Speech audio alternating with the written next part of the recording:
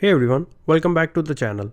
Today I'm going to show you how to schedule emails on your iPhone or iPad using the built-in mail app. No third-party apps needed.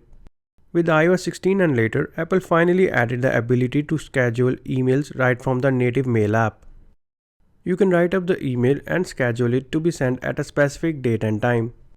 This feature is super useful when you want to send an email to someone who lives in a different time zone or need to remind someone about something at a specific time. So without any further ado, let's get started. Start a new email. First, open the Mail app on your iPhone or iPad and tap the Compose button in the bottom right corner to start a new email. Then write your email. Just type your email as you normally would.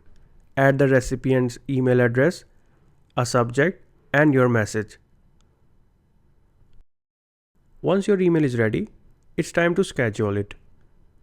Now here's the trick. Instead of tapping the send button, long press on it. When you do that, a new menu appears with scheduling options. You will see a few quick options like send now, send at a specific time, or send later. If you want to pick a specific date and time, tap on send later and use the date picker to schedule it exactly when you want. Once done, tap the done button in the top right. That's it, your email is now scheduled and will automatically be sent at the time of your choosing. Want to view, edit or cancel scheduled emails?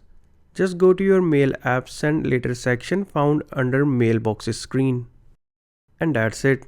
This is how easy it is to schedule emails on your iPhone or iPad using the stock Mail app. If you found this video helpful, be sure to like, subscribe and hit the bell icon so you don't miss future iPhone tips and tricks. Got questions? Drop them in the comments below. Thanks for watching.